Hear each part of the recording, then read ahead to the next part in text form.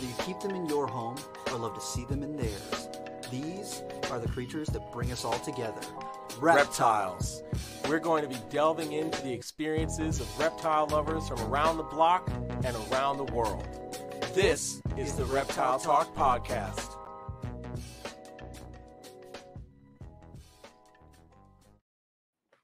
Boom! What is up, everybody? This is Jeremy Turgeon from Brass Man Reptiles. And I'm Rob, and I'm keeping it real. And we're back after yet another hiatus because Rob and I can't stay still for more than a week at a time, apparently. Yeah. That's okay. Big fun things have been happening, and we're gearing up, and we got a whole bunch of episodes planned for this week. So This is true. Yeah, this week is going to be epic. If you missed any of that announcement, you can check it out on the Reptile Talk Facebook page and Instagram. Tonight, we're talking with the awesome Billy Hunt, and then we're going to be talking with Gavin from Balls to You on Sunday, kind of earlier in the day to accommodate the time change, and then we got Brian Potter. If you are not ready, you better be wearing 2 pairs of underwear for that episode because Brian Potter episode is going to be wild. Yeah, it's going to be pretty intense. I told Brian I wanted the entire episode to be McCurley and Pete call stories. Oh my God. That's what I wanted an hour of. So this one's going to be rated R. It's going to be fun for sure. Before we bring Billy on, Rob, how are you doing, dude? What's good? You just went herping. We hung out. We hung out. We did a little bit of herping. We didn't see any hog nose snakes. So we did see lots of fence lizards and still saw some cool stuff. So that was chill. And then I had blood pythons hatch out recently. Most of the carpet pythons are just about ready to go. I've been super lazy about posting stuff on Morph Market, which means I have not posted anything on Morph Market yet. I just kind of posted them on my Instagram story and was like, if you're interested, message me. And I sold a few. Selling things is such a pain in the butt, man. Imagine just being able to say, meh, if you're interested, you know what to do. And then it actually works. You're probably the only guy that works for. Well, the carpet pythons, most of it has been the West Papuans, the non-jag animals. And I was like, look, I just want people who want a cool pet snake. I really don't want them to go people who are going to breed them. And the people who reach out to me, I know they just like their pet snakes. So right. I'm totally cool with sending those out. And, I'm glad that they're going to get a cool snake that they like. And I don't have to worry about it going and messing up all bloodline, all that sort of stuff. So true. That's cool. True. Very true. Well, what about you? What the heck? What about you? What is going on? What is going on here? I'm doing too much as always.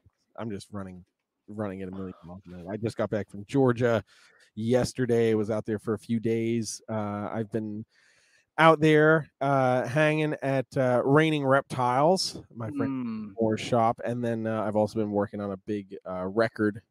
Recording a record in Atlanta as well, so it's been crazy. I just finished doing that this past week, so things settled down for a little bit. Now we're just hatching snakes. It's I'm waiting. Next week, Brettles pythons start hatching. Boom, and then there will be 500 Brettles pythons. Yeah, interesting story. I'm going to say this. I'll be very fast, and then we'll get Billy on here. Because I see his tiny muted square at the bottom. He's like, any day now, they're going to bring me onto this podcast. So I bred like everything this year, like everything that was ready to go. I bred, also anticipating not much to go because of the move. I had to figure out the quirks of the room. And, Brettles pythons do require a little bit more attention, getting them cooled, and they're later breeders than the other Morelia. So I was like pairing stuff up. And anybody that follows me know I've got 2 clutches on the ground so far from the Brettles pythons, from the G-stripe to het and the Stonewash to het. So that'll be great. And then I had a pure hypo to hypo pairing, and then a pure hypo to an Aphors line girl that I was also working on. And so I have 2.1 pure hypo Brettles, 100% hypo blood.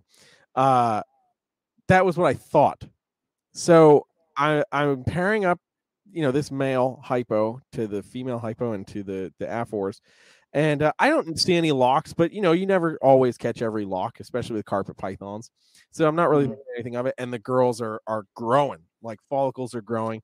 And, I travel so much. I also don't expect to catch ovulation. So I really try to keep track of shed cycles.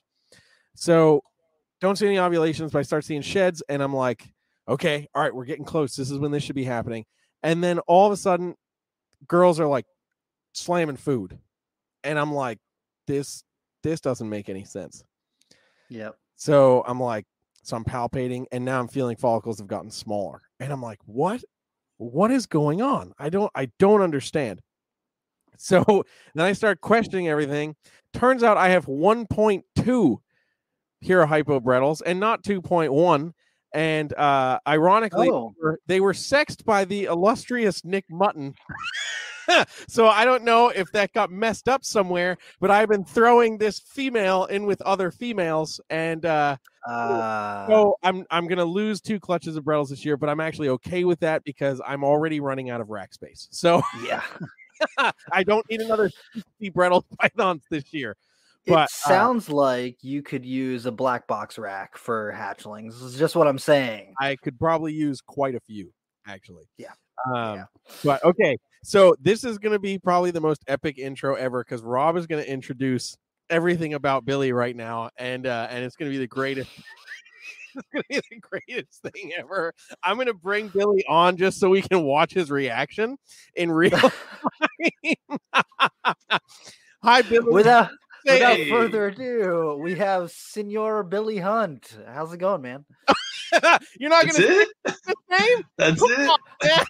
I'll try and say it, dude. I always mess it up. I'm pretty sure it's Uwabami Reptiles, right? Boom! Right? There it is. Yeah. That's it. Now, I want to preface by saying that for probably a good 6 months, talking to Rob about getting Billy on the podcast, he's like, a boom boom, a boom boom. Oh man, I had a tough time. I never said I was smart. I just. Well, I mean, it's different, so it is very different. I like that it kind of sets you apart from a lot of the other people who breed carpet pythons. That was part of the idea behind it, so it's done its job. Hell yeah! Where did you actually come up with the name for the people who might not have heard of you? So actually, my sister came up with it.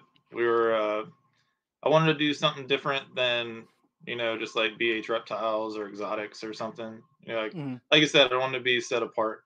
And we just came across Uwabami, and it's Japanese for snake and python, all that. It kind of is a catch-all. And then the Kenji character that I have in my logo too also means snake, so it all kind of tied together. Heck yeah! Hell yeah! That's sweet. That's sweet, man. You just had to listen to all of us talk about our season. Well, what do you got going on this year? Yes. Well, this year wasn't as productive as I wanted it to be. I paired a lot of stuff, but I had a lot of things happen at the beginning of the breeding season that kept me away from the collection as much as I would want to be. So, long story short, I paired probably 20 pairs or so, and I have 3 clutches to show for it, maybe. Sometimes that's just how it goes, man. Yeah, the ups and downs. It's the cycles of it. So I did have a clutch of Nova Guineas. They've hatched and they're feeding and stuff. So, I mean, that's already a successful season there, right?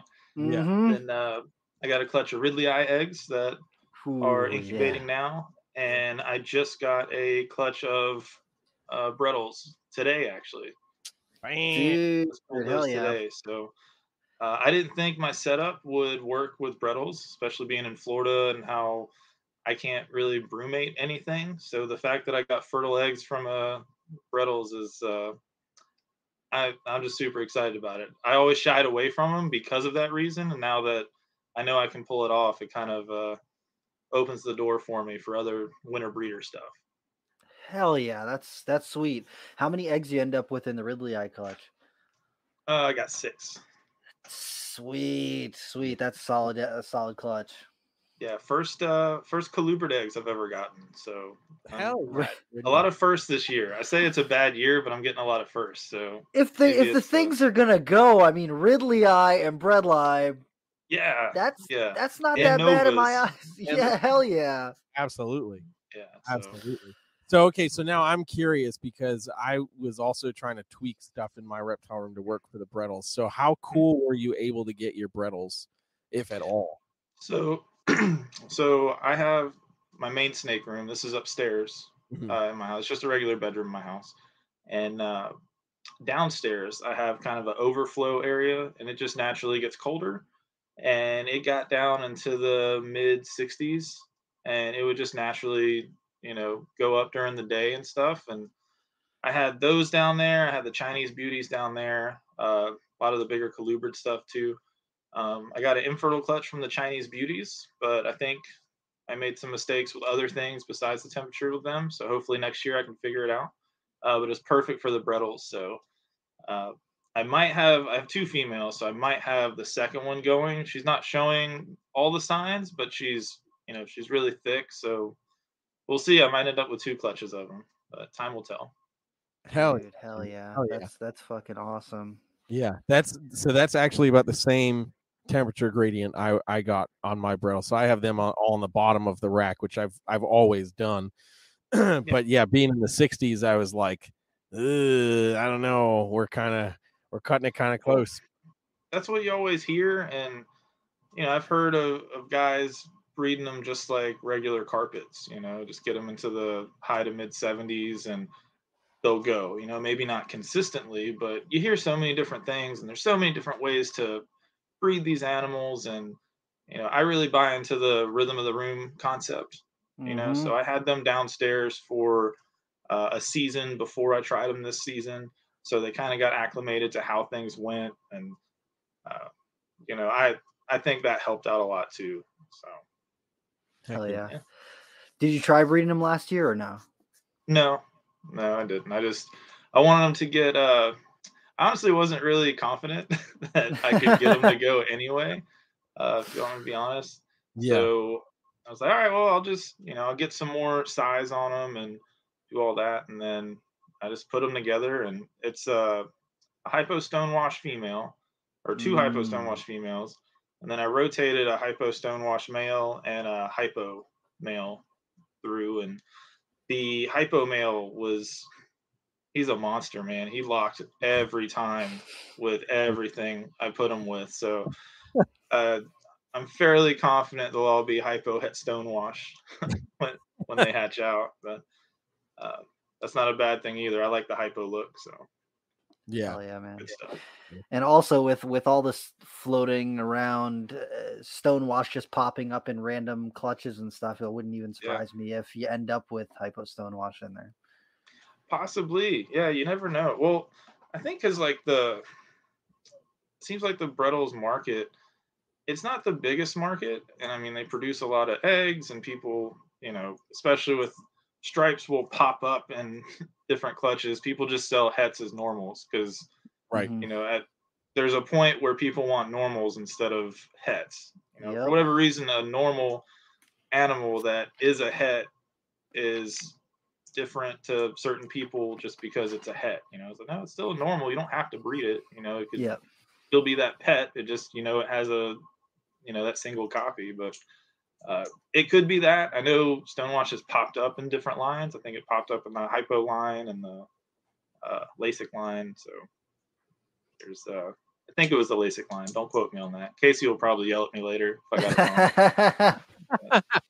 It was not my shit. It's gonna hunt you down at Daytona. Right. All right. Well, he was here the other day, so who knows? He might just make a trip back down just to smack me around. Dude, the pics I was seeing from that, I was so hyped, dude. I was looking at that, so I was like, wait a second, where's it? Why is he hiding all this shit? What the fuck, Yeah. man? No. Right. I don't. I probably should share more stuff than I do. I don't know. I got a lot of stuff, so I don't know. Dude, I feel that though, because like literally people will be like, oh, like, have you ever worked with this thing? And I'm like, oh yeah, I got one of those. And I posted on my Instagram and I look back, I'm like, where did I when was the last time I posted this? Oh, I Yeah. posted it 2 years ago. I haven't posted it in 2 years. My bad. It's chilling. I got it here. I just forgot to take pictures of it. I've been focused so much on the scrubs, I just forget to take pictures of stuff. Yeah, I have a lot of projects. I'm sure you guys know, like we all do, right? Yeah. Yep. So this past weekend, I had Phil, Casey, Skylar Williams. I don't know if you guys know him yet. Super cool guy. And they come and check out the collection. And Phil and Casey have seen it a few times, so they pretty much know what I have. I have new stuff every now and then, but seeing Skylar check out everything and see just him get excited about, stuff that I'm like, oh yeah, this stuff is awesome. Like, I feel like I'm always looking towards the next thing, the thrill of the hunt that we all get caught up in. And it was good to have him get really excited about the things I see every day. And I'm like, man, not to be like ego driven, but it's like, I do have cool stuff. Why am I not completely happy with what I have? Why do I keep chasing the next thing? Sometimes you need that someone to put it in perspective. Real. Hell yeah. So, Yeah. When it gets to open the drawer every day or go in the cage every day, you just get used to it. So seriously, yeah. Yeah. Like that first month, you're like, hell yeah. And then after that, you're like, all right, this is the 50th cage I have to clean today. And yeah, this Maclot's gonna tear me up. Here we go again.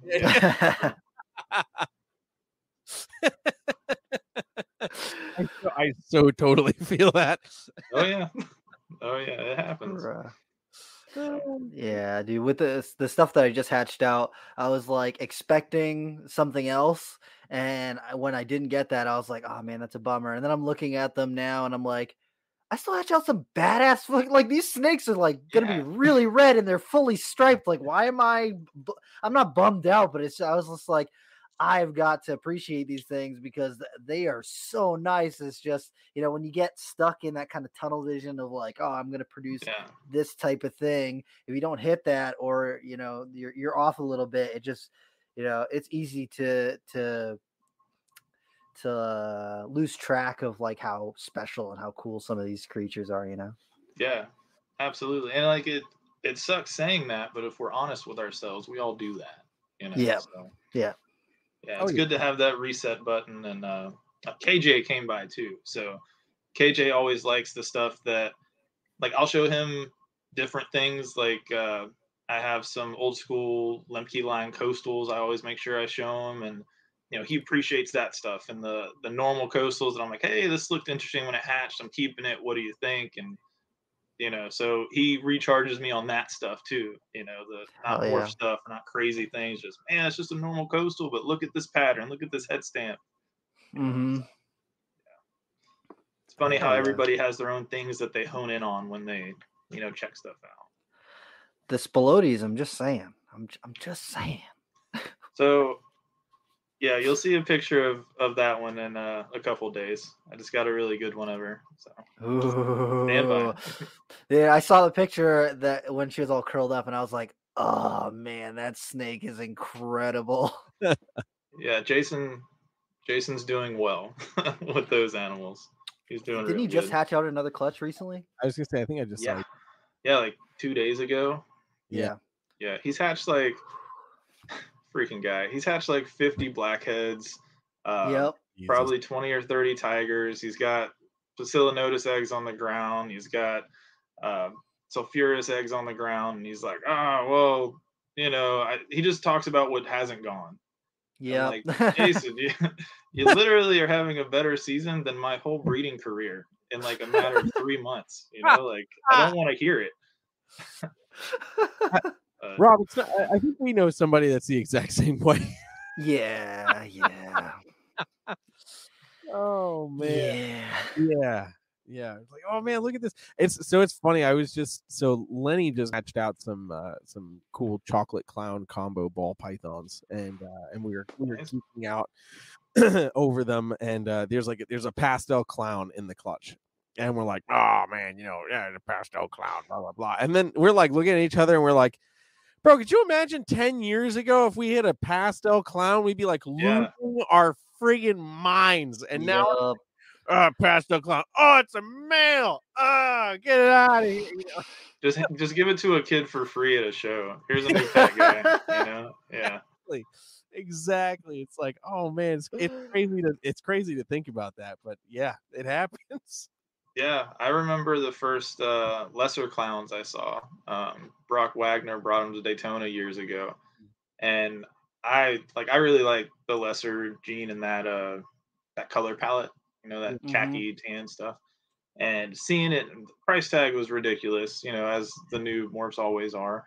And seeing them now, you can get a male for like $200. Like, $200, yeah, God, 250 bucks. That's crazy. Yeah, that's the way it goes. Yeah, absolutely. Oh man.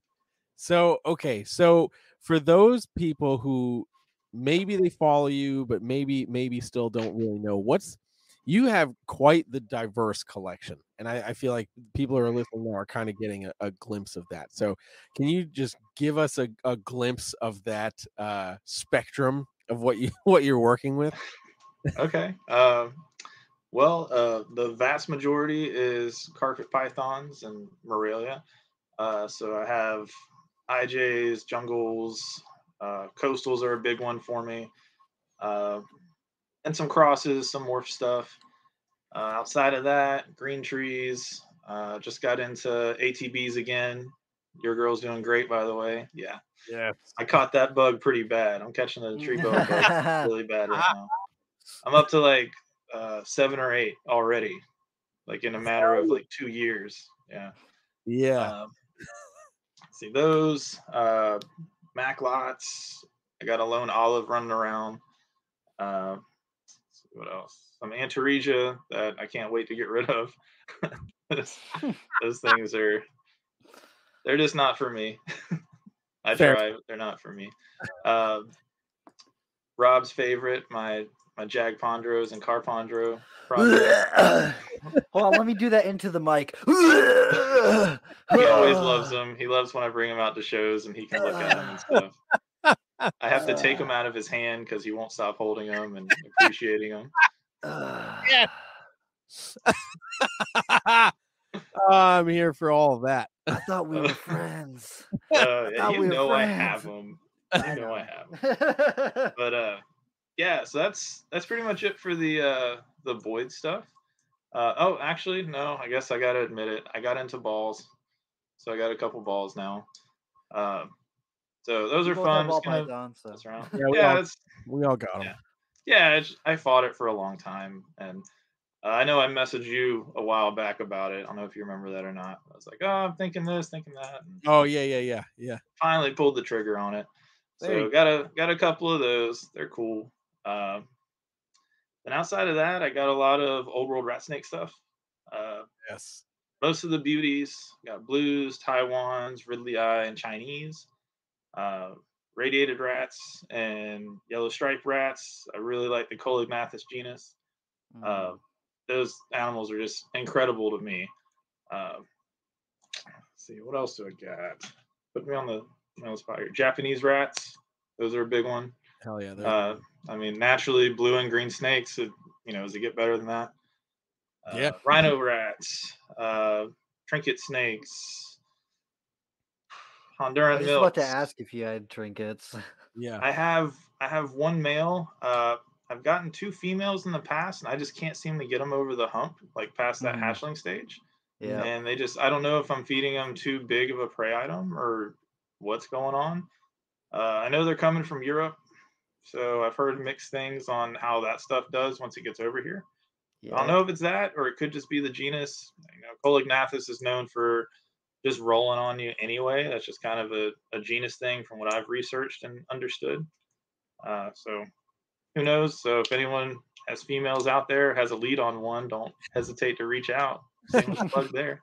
Let's see.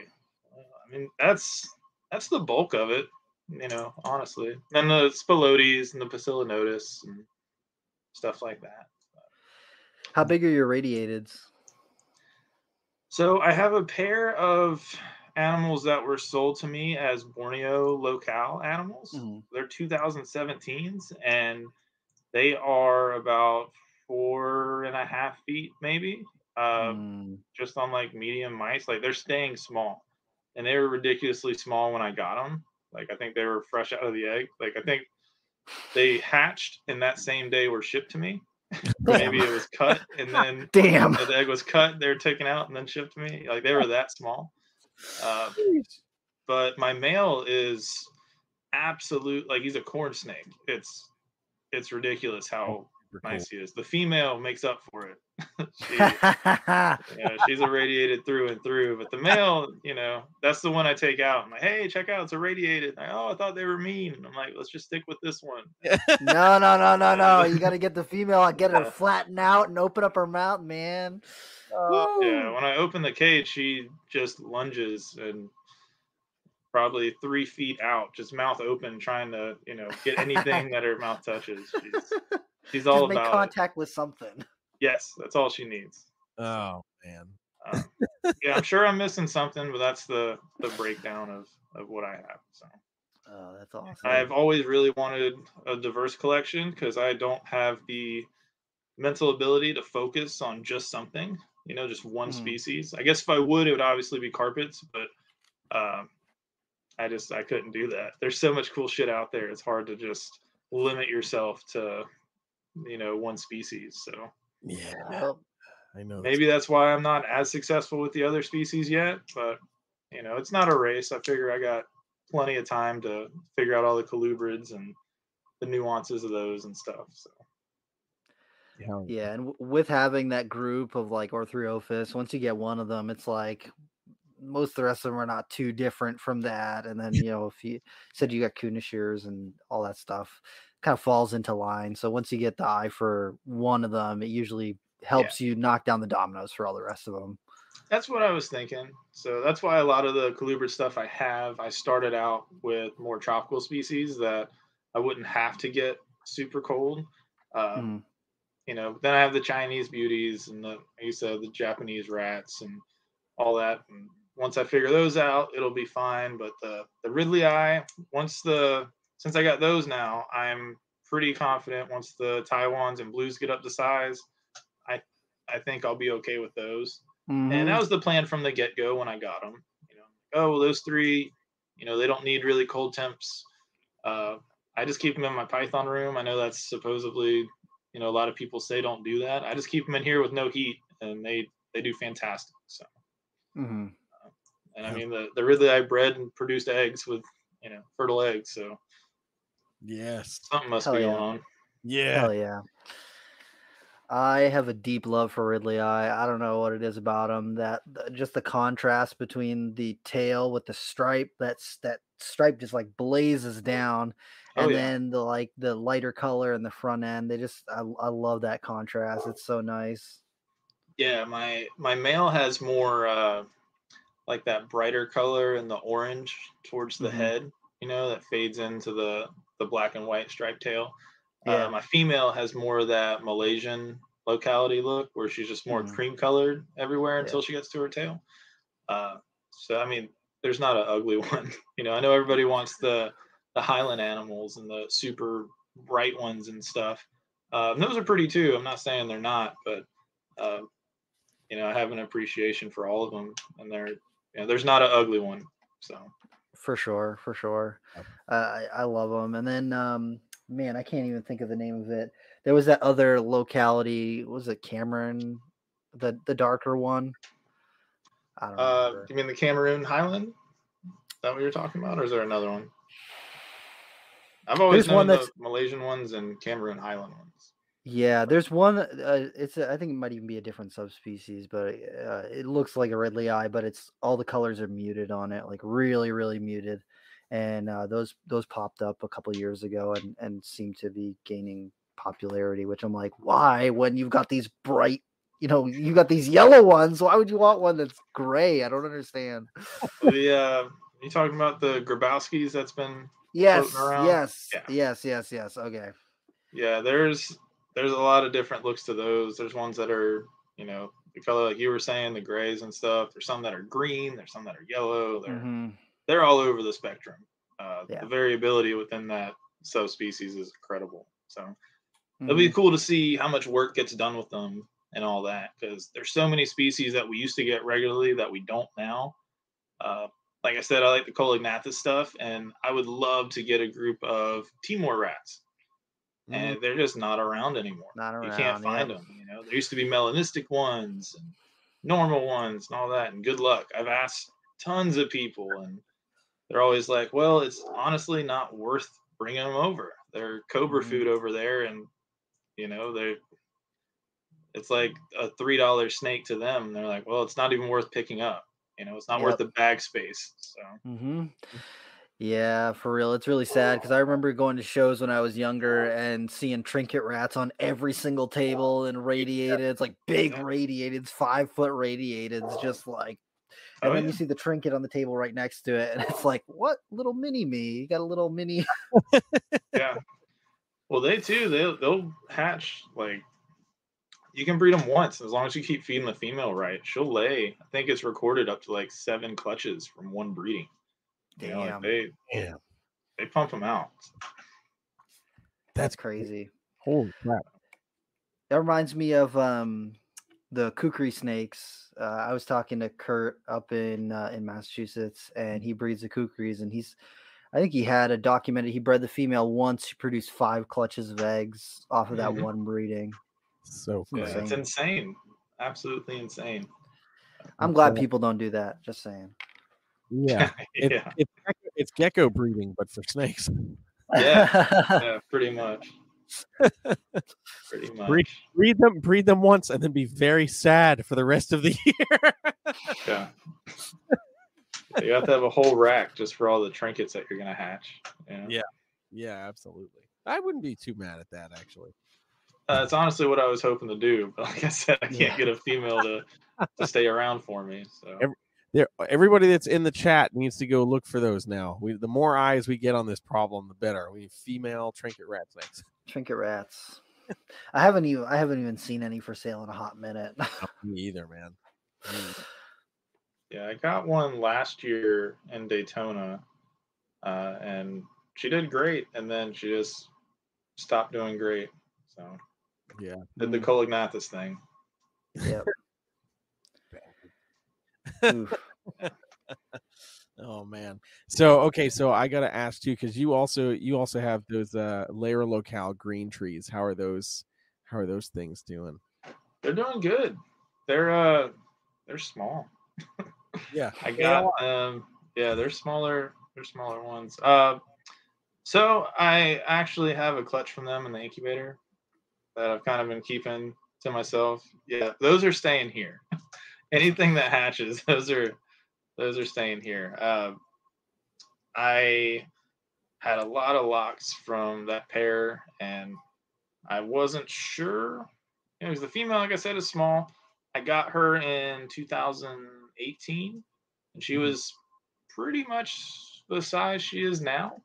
And I've been feeding her and all that, and she's got to be 6, 7, 8 years old at this point. So when I got her, she was already green. So I was like, well, you know what? After reading the new book and how, they don't need to be 1,000-gram monsters, everything doesn't have to be a monster Biak female. I figured, hey, you know what? Let's see what happens. The age is there. The mature Morelia head is there. I ended up getting a clutch of 7 from her and 1 slug, but 6 good eggs, and they're still doing good. They got about a month to go, so hoping for the best. That'd be really cool to produce those again. It's been a while since I produced green trees, so. And then you get the double whammy hard part of trying to get the little babies to eat. So that was the issue. So my first year ever breeding, I bred jungles and I bred green trees. And I had incubation issues with my incubator. I couldn't get the temperatures right because I just didn't know what I was doing. And I let the moms, maternally incubate in both clutches. And I ended up with 17 babies. And yes, I could not get them to eat. And I guess I wasn't I wasn't in the circle at that point. So trying to get help and tips and all that. Basically, I would ask people and they're like, "Oh yeah, just send me the clutch and I'll get a meeting and then I'll take half of them." I'm like, "Oh, that sounds like a terrible, Yeah. deal for me. Like, Yeah, just tell right. me what you do, like." But now I got enough contacts where I can call multiple people and hopefully be successful with it. They're going to be small. Those eggs are tiny, so they're Yeah. going to be Mhm. tiny. But I'm excited for the challenge this time and all that. It was actually that first clutch that made me have the idea of doing the Jack Pondros. So like, oh, I don't want all these things to die again. Maybe if I put some carpet in there, they'll eat. And they did. They'll have a will to survive. Yes, and they did. So it worked out. Look Yeah, at that, Rob. Not all hybrids are trash. yeah. See, they're good. I can't wait to like progress that project, and then I can maybe I'll just start tagging Rob in all those pictures and everything I do. No. Man. Well, just to make sure you see Never. everything. Yeah. Yeah. Yeah, he'll just block me, right? It'll happen, and then he'll avoid walking by your table. He'll go to me and be like, "Does Billy have any of those gross things on his table?" To which, even if you do, I'll say no, and then he'll come over and be like, "Yeah, trash." You know what? I actually respect Rob a lot for that because he has his opinion on those, and I've had a lot of people online be like that, but then when they get in front of me in person and the animals are there, they completely change their tune. Yeah. And I totally respect that you're just like, hey, it's not my thing. I just, they are what they are. Do what you got to do, but it's just I'm not into it, So. Yep.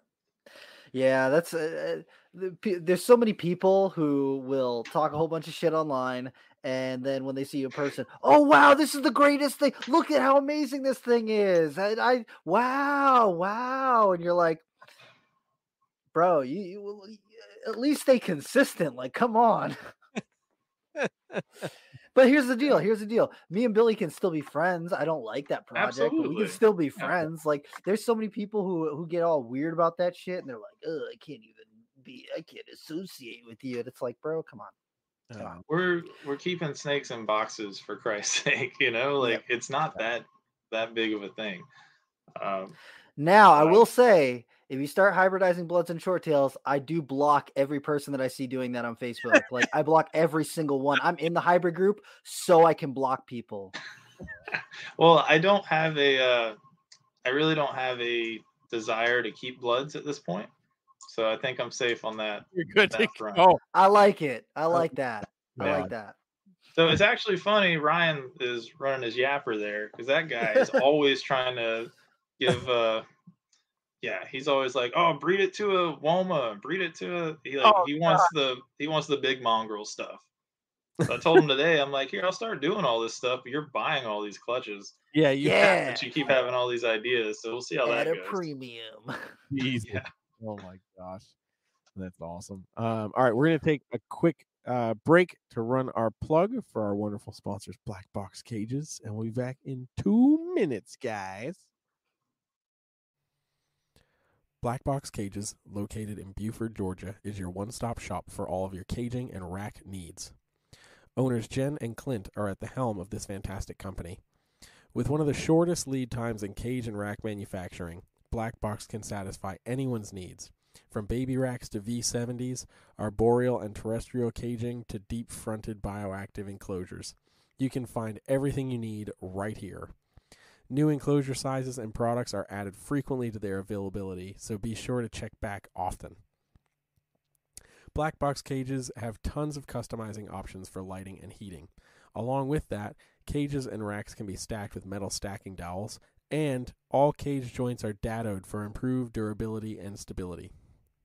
Most cage units are flat packed, but are pre-assembled prior to shipping to ensure a solid build every time.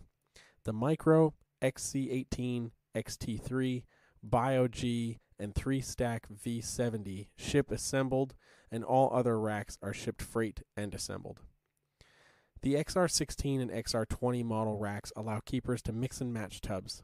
Fitting both Vision and Freedom Breeder tubs, you can mix the V15, V18, and V35S tubs, or the FB5, FB8, and FB35 CV SC tubs. This kind of flexibility allows keepers to raise their animals from hatchling to juvenile or subadult size before needing to upgrade into adult caging. Don't just take our word for it. Go to their website to see countless customer reviews and review videos from keepers all over. To learn more about Black Box Cages, follow them on Facebook and Instagram at Black Box Cages, and of course their website, www.blackboxcages.com. Links to their socials and website will be available in the podcast description. Boom! Go get yourself a fancy black box. Go do it. Go do it. And I think I saw Clint here in the chat a little while ago. So if Clint, if you're still here, what's up, man? Yeah, go get yourself a black box cage because they're awesome. They're wonderful, and I need to order more myself for my horrible Amazon tree boa addiction that is still growing. They're cool snakes, man. They're fun. How many Amazons do you have, Jeremy? Oh, Rob. Let's see. 10, 13 or 14. I thought you had more than that. I did. I sold a bunch of the lower end stuff. I let a couple of no, I was just gonna say I let a couple of like good ones go. You got one of the good ones. Who else? Kyle Halford got another one of the good ones. And then I just had like some like yellow stuff that like they came in groups and I just wanted to establish them before I let them go. So now the ones I've got, I'm like very happy with. And frickin' Spitalski hits me up every time he gets new stuff in and is like, look at this one and look at this one. Oh, yeah. I'm like, can you not? Please stop. Please stop. I'm trying to look at Rory Gresco's website and you're messing that up. Oh gosh. And then Dayton just hatched out some really cool red stuff from like a Calico Garden phase. Yeah, I saw those. Yeah, those are really nice. I was like, oh. But I just had to talk myself out of annulateds. I was looking at those. I'm like, eventually, but yeah, I need to wait and see how Daytona goes before I start spending more money. I feel that. Yeah, I love annulateds, man. Annulateds are such a cool species to work with. They're just like so interesting, and most of them are pretty freaking chill, which is awesome. Yeah. So basically, an Amazon that's not acting like an Amazon. You know what's not to like. Yep. Yeah. Yep. 100%. 100%. I think. What did I say, Rob? I think I'm going to try to get like half the wall to be Amazons. Mm-hmm. Other part of the basement, so probably like 30 or 40 adult animals. Woo! Nice. Well, I'm sure most of those will be stuff you produce too, because you'll definitely have holdbacks. Yeah, I'm really waiting for this carnage litter to drop. I forgot where we're at on that. I need to message Brandon and see where we're at on that. But I'm also eagerly awaiting Marshall Mendez to release some of those calico things that he has. Oh yeah, those are nice. Yeah, I periodically like send him a message. I'm like, did you sell any? And he's like, no, they're staying here. I'm like, all right, I'm just checking. Don't forget me, please. Yeah, right here. Right keep here. Poking him like, hey, I'm still here. I'm still waiting. Yeah, I just like send him his own post. Man, these are sure nice. Hint. Yeah, exactly. I guess I need to get into the Ultramel Clown project so I don't have to spend money. I can just barter. I can just barter with Ultramel Clowns. There you go. Yeah. That's his idea. Project, man. So it's like, hey man, I'll produce as many Ultra Clowns as you want. There you go. That's a good deal. Yeah. Those for some kick-ass Amazons? Absolutely. Come on, man. Come on, ultra clown to ultra clown, get you all ultra clowns. What can go wrong? It's okay. Yeah, ultra anything, honestly. Yes. Seems, yeah. Yes. So here's something interesting while we're talking about Ultramel, but I'll keep it short because we don't need to talk about ball pythons. So Lenny has a Nerdline Ultramel that he bought when we were up there, Rob, and then he has some non-Nerdline Ultramel stuff, and they are very different looking. Like very different looking. The Nerdline Ultra is like much brighter, much more contrasted and clean, and there's nothing else in it. It was just an Ultra. So I'm interested to see if that translates, like if this just happened to be like a really spectacular example of an Ultra, or if it is a line thing and it translates when he breeds it. So just a little, not all traits are created equal. It's actually a monarch. Yeah, it's my turn now. Oh, jeez. Yeah.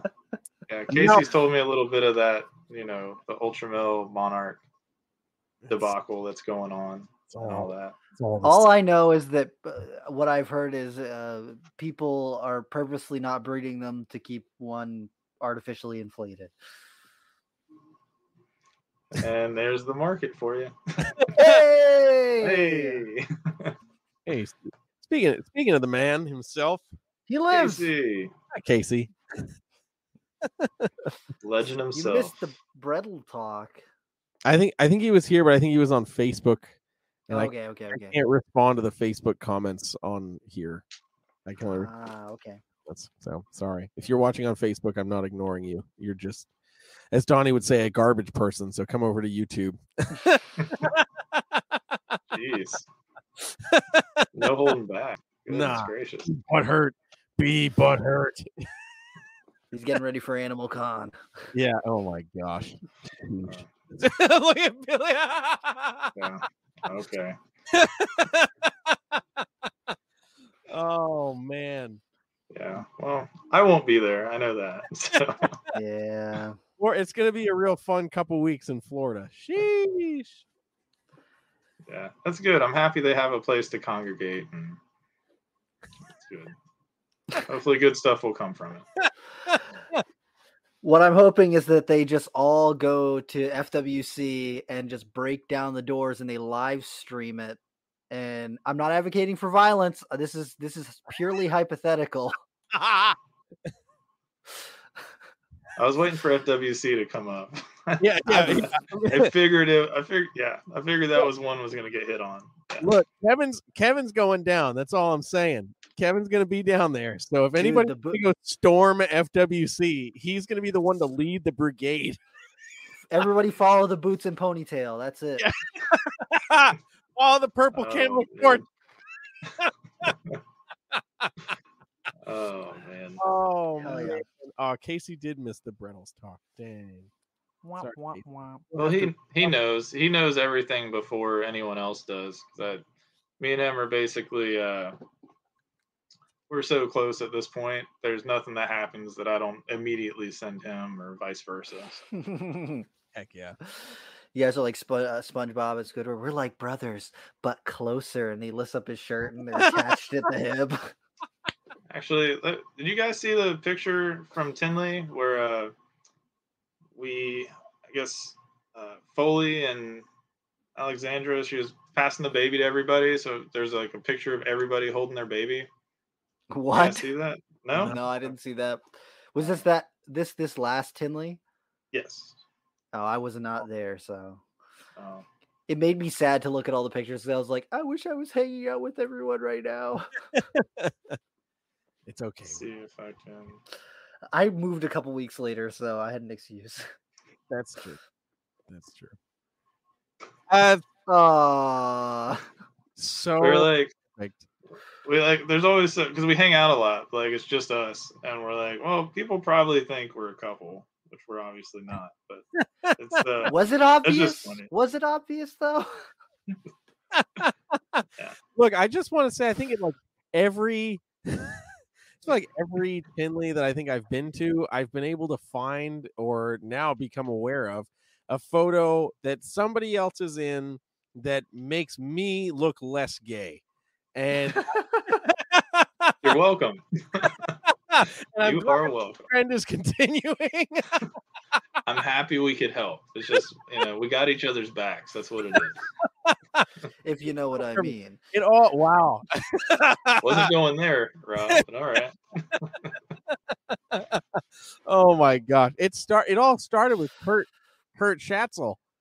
I got a picture of him. We were sitting at the auction and Yeah. I was taking a selfie, and Kurt like turned, but his hair flipped and it landed like, man, it landed fabulously. Yeah. Perfect. Yeah. Then it was like every year after that, I would see photos and be like, yep, that could be taken a different way. So Well, like you said, the trend continues. What will this year bring? We'll have to It's find going to be out. me and Matt Bowers. I know it. oh my God, yes, it is. Dude, if he is not holding you by the beach while you're in a mankini, I do Just have the embracing mankini you, still. oh man, this is we'll have fun. For anybody that's just joining the podcast, sorry. That's what happens. Yeah. That's what happens at these big shows. What happens at Yeah. Daytona sometimes ends up on the internet. Yeah, it's Very true. Very true. oh my god. So Billy, is there a species or a project with the species that you currently have that you're like looking at potentially getting into, or are you feeling pretty comfortable with where you've got stuff at right now? I mean, as far as the carpets, I have a lot of the ingredients to do a lot of different stuff. So I'm pretty happy there. I'm pretty much at the point if something pops up, I'm like, oh, that'll fit really well. Then I'll get it. But I'm not actively looking for anything at this point. It's probably just more things to add to colonies I have. Like I want to get more green trees, more Amazons, obviously. Probably just more in that realm of stuff. Right. Yeah, there's nothing that I'm fairly content, as much as I can be for now. So As any reptile person can be. yeah. It gets out of control pretty fast. Yes. Yeah. Oh gosh. But are there any other species that you want to get into? Well, I'm getting a sulfurus at some point. So I got my name on one of those. And obviously add to the South American colubrid stuff that I have already. So I want to focus on those and the Spilotes, the tiger rats, they're both Spilotes. Besides that, like I said, the tree boa stuff, so annulateds, rushies, stuff like that. Eventually, I'm not, it doesn't have to happen like tomorrow. Just in time, I got an idea for a cage that I want to make for arboreal stuff. So once I can figure that out and just stop thinking about it and actually act on it, that'll open the door for a lot more projects like that. So kind of want to do more of the arboreal stuff is what I'm kind of transitioning into at the moment. So hell yeah. That's where it's at. Yeah, okay. Dude, go ahead, Rob. No, I was just gonna say the Ruschenberger are badass. Annulated's incredible. All that stuff is just, they're so cool. And I'm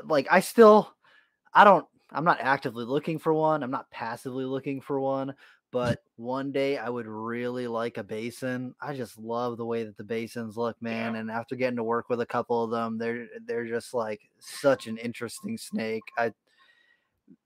They're not underrated, but they deserve every ounce of admiration that they get. They're such an awesome snake. Do you guys remember Chris Wolf on any chance? He was a green tree guy, probably a decade ago. He's local to me. He still has some stuff, but he hasn't bred in a long time. I went over to his place a few years back, and I didn't know too much about emeralds at the time. I just knew northerns were northerns, and you didn't want to you didn't want Mess with that 'em. bite. Mhm. And he had a basin, and he just reaches in, grabs it, and puts it in my Yep. hand before I can be like, "Oh no, man! Like Yep. I don't want to get stitches or anything." And this thing was so calm, and the greens were like I still haven't seen greens that green, if that makes sense. Yeah. Yeah. Hell You know yeah. what I'm talking about. Mhm. Just incredible animals. So yeah, that would be a really good one to get into. I'd have to have a lot better couple seasons with a lot of high end stuff to sell for I can drop the coin on that. But yeah, those would be really awesome to get into at some point. Hell yeah. Okay, so this is totally random, but I saw his name in the chat and remembered that he said I needed to ask you about drunk dialing people in Australia. Oh man. Oh, Okay, Lord. so let's see who. All right. So I'm looking at the chat. Here, All right. So it's either I can highlight it. oh, Scott saw the picture. Damn it. Gosh. All right. So like I said, it was me, Casey, and Phil at that were here at my house. And Phil always comes Saturday night, like really late. He doesn't get here till midnight. So naturally we're just gonna, hang out and drink and stuff till we usually go till about 4 or so.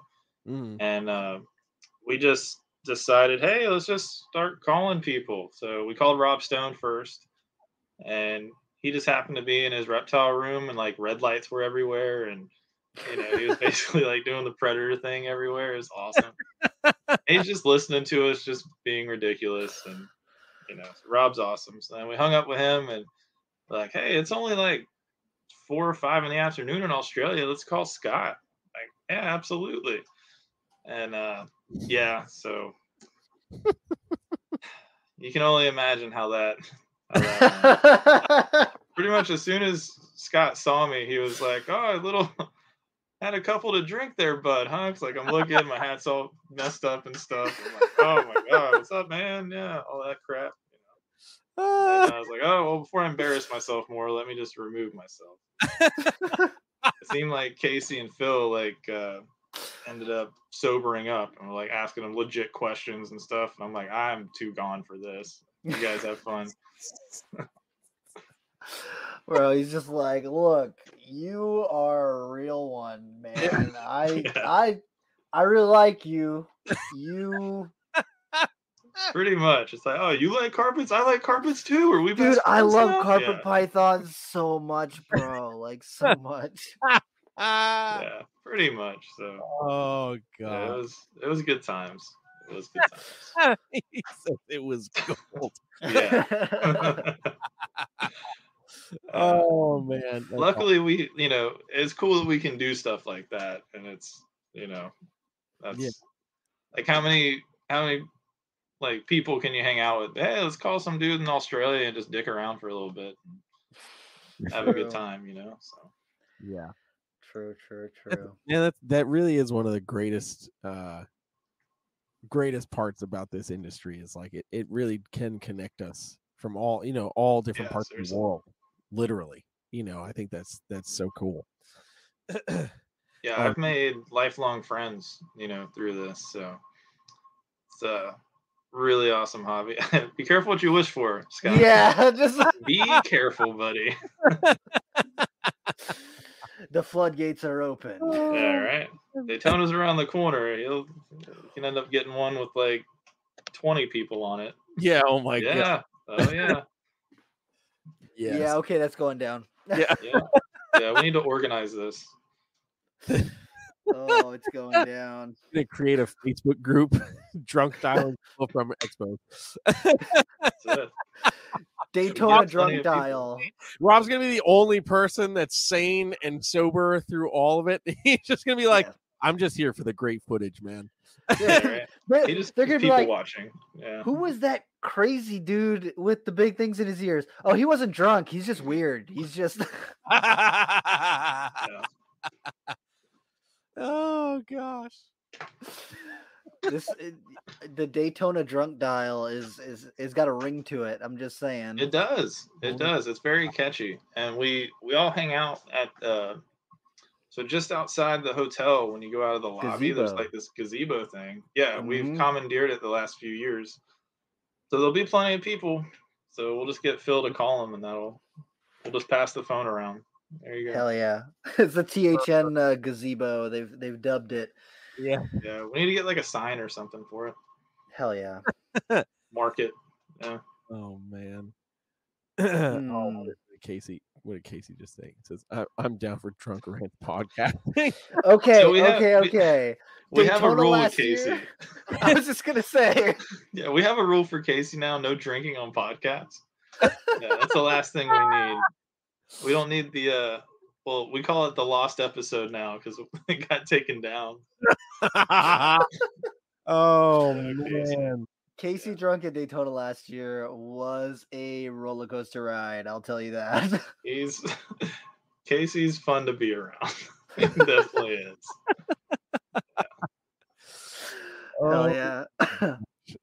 So you guys are coming to Daytona and Tinley Yep. this year? Yeah. Yep. Hell yeah. All right. Yep. Cool. Yeah, we'll definitely have to hang out a lot.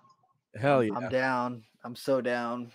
Yeah. I took a whole week for Daytona, so I'm gonna be heading down on Thursday, heading back on Tuesday night. So Nice. I'm trying to do some field herping, like not in Daytona, but driving around doing some field herping and hitting up some reptile things in that area. I think we're gonna try and hit Gatorland. And Yeah, nice. You gotta do the things, right? yeah, dude. Do all the Florida things. Yeah. I'm pumped. I'm so excited. I haven't really taken like much vacation time in the last 10 years, so being able to do it is just like I'm so pumped. I'm so hyped. Well, you should reach out to KJ if you want to do any herping. He's like a guru. Yeah. Yes. Yeah. Yes. Man. Yeah. That's so true. Yeah. Casey's gone with them and found so many things, Diamondback. Like they saw 5 bears last week, 5 black bears. Yeah. Yeah. That's last year they found or a year before that, they found a baby coyote, just like hanging out. Chilling. They found an indigo on one of the tracks. I'd poop myself. I would just soil myself. Yeah. So I'm not inviting you to go with KJ without asking him, but it's definitely worth a message. I'll message him, and it's totally okay if he says no. I totally get it, but I also would really like to herp with him. So yeah, I went out with KJ once, and it was like bang, like he knew exactly where to go to find exactly what we were looking for that time of year, and I was like, hell yeah, like damn. So yeah, if you want to herp Central Florida, like there's not even anyone else to ask. Just hey, man, you got some free time? Let's go in the woods because he's already in the woods anyway. That's true. Yeah, sure. I'm gonna try to catch him before he goes in the woods. Yeah. And be like, hey, take me with you, please. Yeah. Oh man, no, it's definitely super definitely gonna be fun. It's definitely hell yeah, absolutely. And then Gendra just hopped in the chat. We got Puget Sound Pythons. I know that Kendra should be at least down there, and Jeff should be coming too. Yeah, Jeff. He just told us yesterday or the day before. He just started a new job, so he wasn't sure. Yeah, and he was able to get the time off. So yep. Yeah, fuck yeah. It's gonna be dope. Rob, did you get the text from Zoom Ed Tom the other day about kayaking? Yes. Yes, dude, I'm going. I'm so hyped. Yeah. Nice. Yeah, dude, it's gonna be a fun week because I'll be down the same time frame you are, so it's gonna be a fun fucking week. There's shenanigans. And if you're going in freshwater, there's a good chance you'll see gators and stuff. Some wild gators. Yes, that's always cool. I mean, we kind of see them all the time here, but it's still cool. I don't. I don't care. And I we want to see it don't. all. We don't. We come from the land of no lizards. So any Legit. lizard at all.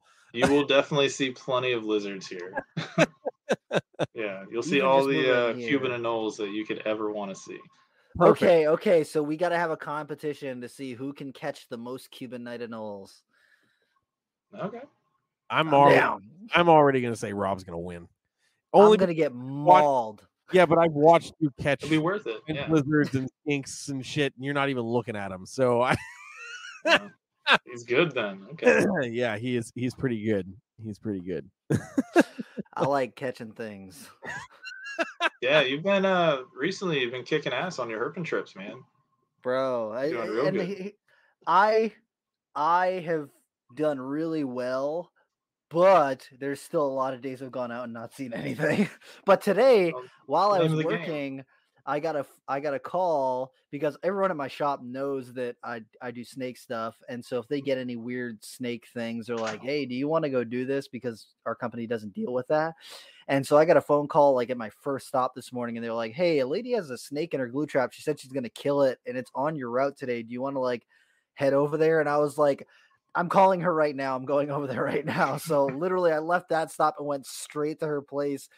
And she's like, "There's a giant snake stuck in my garage." And so I go there, and it's like a 2.5 foot long black rat snake. It was tiny, but when I pulled up, I was like, "Oh man, it's not where she said it was." So I'm like looking around in the woods near her house, and I just found a beautiful male eastern box turtle, and I was like, "You are not what I was looking for, but hell yeah." Yeah, definitely. Yeah. And it's like I said, or like Jerry was saying, we're not from a place that has lizards. So like everywhere I go, there's 5-line skinks and broad-headed skinks and ground skinks. And I'm like, losing my mind because they're everywhere. Yeah, you'll definitely see some. You'll see a little bit of everything. Yeah. And right now, the last 2 weeks has been lizard hatching season because I have seen a bazillion of these 5-line skinks that are this long, like 1.5 inches long, and then I saw baby green anoles like over the last like week or so, just like these little tiny anoles, and I was like, "Oh, look at that little grasshopper! Oh, that's an anole. It is tiny. Yeah, like, they're tiny. So tiny. Yeah, so cool though. I love herping. Yeah. I just love reptiles. Yeah, that's it. Obviously. Oh man. Oh my god. Okay, so we are winding down our time now, but we do have one question that we ask every single guest when they come on here, and that question is: under the great realm of reptiles, whether it be something that you've seen online or something that you're working with in your own collection, what is something that's got you excited about reptiles right now? My most excited about probably my tiger projects with the carpets. Dude, hell yeah. I pretty much just about have every type of striped carpet, like coastal wise, that you can get your hands on. Besides pure Russians, it's a work in progress. But yeah, I have so many different routes that I want to go and I'm gonna go, and I just want to see how far the stripe stuff can go. I have this idea that we've made, like Jason has done a lot of just super perfectly striped tigers, right? That's what he worked really hard to get to. And it took generations to get there. And then once he got there, just kind of, okay, well, did it. I think he got a little bored of it at some point. It seemed like he wasn't breeding them every year like he was. It was like, oh, let's move to this project, that project. I'm curious to see how far that, project can go. I hatched out a striped coastal last year that has a perfect stripe and then has the perfect 2 lateral stripes going down each side. And the last third of his body, that lateral stripe on each side disappears. So it's has like a jag look to it, but it's not a jag. So I want to see if I can continue on that or just see how far the stripe can go. Is it just, it can only get to where it's perfectly striped and that's it? can we add stripes? Can we get the thick dorsal stripes to start going down the sides? I don't know. So, we'll see. And I have all the different lines that I can outcross, this line to that line. I keep the same phenotype, so I'm not losing the stripe while, keep going towards the goal. So I don't have to take a tiger and breed it to a banded animal because I'm worried about inbreeding and stuff. So that's what I'm geeking out over right now. I'll get super into it. Hell yeah, that's fucking awesome. I love it. I'd be excited to see what you could do with that project. Especially thinking about making the vertebral stripe wider. I think that would be that'd be pretty badass.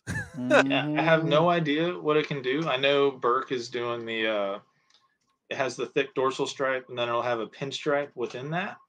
So basically you're adding stripes to it. So he's trying to see how many stripes you can get to it. But nobody's really taken it that far yet. So to see where it can go, I mean, either worst case scenario, you make awesome, perfectly striped animals, like it's not like you're gonna. Oh no. Yeah, right.